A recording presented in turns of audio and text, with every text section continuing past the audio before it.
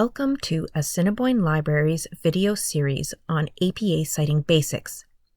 In this video, we'll introduce you to the foundational piece of citing, identifying reference elements. Identifying the pieces of information required for your reference is the first step to citing. If you don't know where to find the reference elements, you can't cite. Reference elements are the pieces of information that uniquely identify a source. They're what make up a reference. In this video, we'll introduce you to what the reference elements are. It's important to note that some reference elements aren't included in a source, and that's okay. Citing styles like APA allow for information that isn't provided. If an element isn't provided, leave it out of your reference. You can't include information you don't have. Generally, reference elements can be broken down into 4 categories. These 4 categories are called the 4 W's of citing. The 4 W's are who, when, what, and where. Let's look at each of the W's to see what pieces of information they include. Who means the person or group responsible for creating the content. This can be an individual author or multiple authors, for example, Maya Angelou as an individual author, or Anna Sutton and David Taylor as a multiple author. It can be a group author or organization, for example, the Government of Canada, American Psychological Association, or the Heart and Stroke Foundation of Canada. Or it could be an editor, for example, Tammy Myers or Tracy Breitag. When means when the source was published.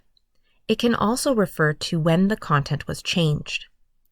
This can be a publication date, a date updated, a date modified, or a book copyright date. There are 2 important things to remember when looking for the date. The first is that you do not include a copyright date found on websites. The copyright date on a website isn't specific to when the individual pages of content were published, so we don't use it in our reference. The second is that no date is okay. If a source doesn't list a date, we leave that piece of information out of our reference. Remember, we can't include information we don't have. Instead, the abbreviation for no date, ND, is used in place of the date. What means the source's title? This can be a web page section title, an article title, a book title, and an edition. For example, a 10th edition, a first Canadian edition, or even a revised edition. Where means where the source can be found. Different pieces of information are needed depending on the type of source. For websites, you'll need the website name, for example, Winnipeg Free Press, and the website URL, for example, a web address that looks something like this. For journal or magazine articles, you'll need the journal name, for example, Canadian Journal of Native Studies, or Maclean's.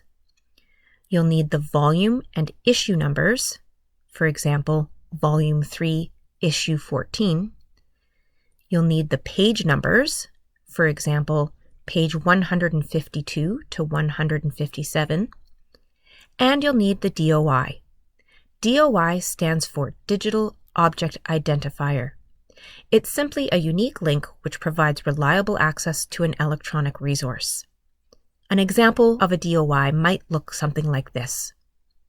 For books and ebooks, you'll need the publisher, for example, Elsevier or Penguin Books, and the DOI or URL if the book is available online. To help you remember the different types of reference elements, we recommend using the library's 4 W's of citing handout. It lists each of the 4 W's and the pieces of information in each category. The handout even has space for you to write down the reference elements for the sources you use in your assignments. Using the 4 W's of citing to identify the elements you need for references will make the task of citing much easier. If you have any questions about the 4 W's and citing, reach out to your friendly Library and Learning Curve staff. We're always happy to help.